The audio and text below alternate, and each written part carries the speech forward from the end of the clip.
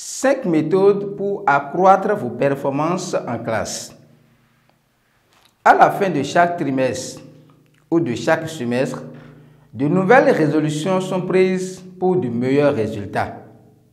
Comment faut-il s'y prendre pour véritablement améliorer les résultats? Chers apprenants, recevez à l'instant mes sincères salutations.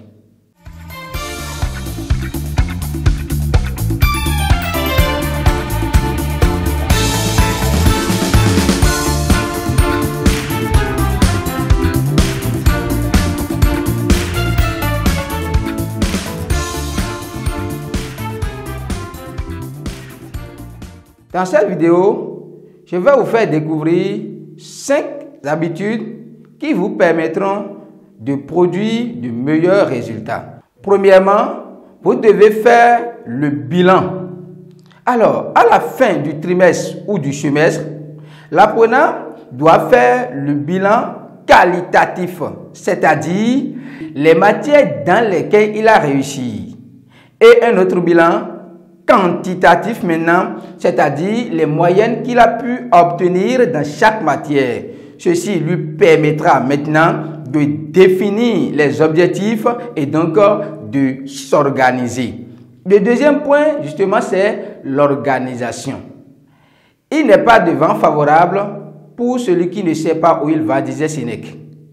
Alors, vous devez non seulement définir de façon claire vos objectifs, mais aussi définir les stratégies et les moyens pour atteindre ces objectifs. Ça veut dire quoi? Lorsque je décide d'améliorer mes notes dans telle ou telle matière, je prends une feuille et je mets les notes telles que je souhaite sur la feuille. Je vais coller cette feuille, une là où je dors, et un autre exemplaire serait avec moi de façon permanente. Alors, lorsque je finis de faire cela maintenant, je dois chercher des stratégies pour véritablement augmenter les moyennes. Et par rapport à cela, je vous conseille de visualiser les vidéos antérieures sur comment réussir dans les sciences et comment réussir les leçons. Le troisième aspect, c'est quoi? C'est les moyens. Vous savez, lorsque nous désirons obtenir quelque chose, il faut payer un prix. Le prix à payer ici, c'est de travailler. Donc, vous devez accepter de travailler dans le sérieux, car toute réussite est conditionnée par la mise en œuvre d'efforts soutenus. Le troisième point, c'est le planning. Vous devez vous planifier. Vous devez faire les choses d'une autre manière. Lorsque vous voulez que les choses changent véritablement, les habitudes aussi doivent changer. Il ne peut y avoir de véritable changement lorsque les habitudes demeurent les mêmes. Alors, les habitudes ayant la peau dure, il vous faut des mesures coercitives. C'est-à-dire quoi? Des situations qui vous obligent, des contraintes. Donc, il vous faut de la rigueur. Et parlant justement de la rigueur, lorsque vous décidez par exemple d'améliorer votre note, vous devez vous mettre résolument au travail. Comment? Avant de vous coucher chaque soir, vous devez prendre une feuille et décliner de façon claire votre emploi du temps de la journée. À chaque tâche, vous attribuez un moment précis. Vous essayez maintenant de faire ce planning en 2 exemplaires. Vous confiez un exemplaire à un parent, papa, maman ou à votre soeur ou frère, et vous gardez le second exemplaire avec vous, dans votre poche ou dans votre sac. Ceci vous permettra de jeter à chaque fois un coup d'œil par moment pour voir si véritablement vous êtes en train de respecter ce planning-là. Alors, lorsque vous finissez votre journée, vous revenez maintenant et vous reprenez les 2 plannings avec le parent. Vous essayez de voir maintenant si vous avez véritablement pu respecter l'emploi du temps. Parce qu'un problème est d'établir le planning, mais l'autre est de respecter le planning. Et c'est dans le respect du planning que vous allez pouvoir réussir maintenant à atteindre vos objectifs. Alors, lorsque vous finissez ça, si vous réussissez à respecter le planning, c'est bon. Le second travail à faire, c'est de redéfinir un autre planning pour le lendemain. Si vous faites ainsi et vous travaillez dans le sérieux, les résultats sont spectaculaires. Alors, le 4e point, vous devez optimiser votre concentration. La plupart du temps, les apprenants ne sont pas concentrés en matière d'acquisition de connaissances, que ce soit en classe ou que ce soit seul à l'étude. Pourquoi? Parce que lorsque je travaille et que j'ai autour de moi tout objet de distraction, ce travail est un travail bâclé. Ça, c'est de la tricherie et du moins, c'est une perte de temps. Donc, vous devez apprendre à vous séparer de tout objet de distraction. La télévision, par exemple, le téléphone portable ou tout autre objet de distraction.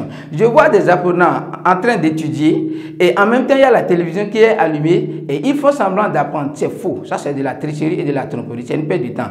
D'autres essayent d'étudier alors que le téléphone est à côté. Or, le téléphone est chronophage, c'est-à-dire ça vous prend tout le temps. Donc, ça aussi, c'est de la tricherie, c'est une perte de temps. Vous devez pouvoir trouver un lieu calme où vous pouvez vous concentrer pour véritablement acquérir les connaissances. Le cerveau a besoin d'un endroit plus calme pour pouvoir mémoriser tout ce que vous allez y mettre. Lorsque vous passez 2 heures dans un milieu qui ne convient pas et que vous passez 30 minutes dans un milieu qui convient correctement, vous avez fait le même travail. Donc, ne voyez pas là que rester dans un milieu qui ne convient pas, c'est une perte de temps. Donc, vous devez apprendre à optimiser votre concentration. C'est par l'optimisation de la concentration que vous réussissez maintenant à imprimer correctement les notions à votre cerveau qui se chargera maintenant à son tour de les imprimer dans votre mémoire. Le dernier point est que vous devez tout faire pour profiter des moments off. C'est quoi un moment off? Les moments off constituent les petites pauses ou les heures creuses. Nous remarquons souvent que pendant la récréation, il y a des enfants, après avoir fini de manger, se permettent de sauter, de jouer, de courir. Nous n'allons pas dire que se distraire est une mauvaise chose. Cependant, on dit lorsqu'on cherche quelque chose, on se donne les moyens pour avoir cette chose-là.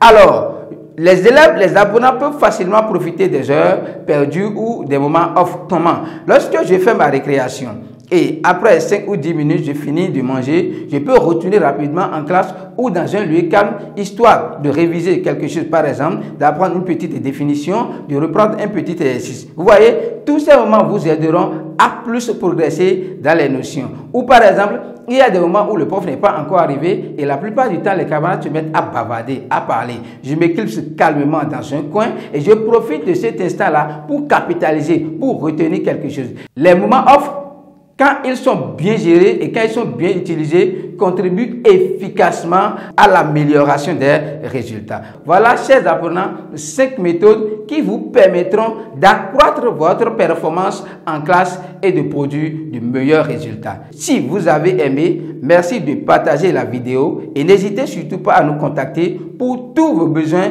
en matière d'encadrement et de suivi éducatif au 97 59 44 68, appel ou WhatsApp.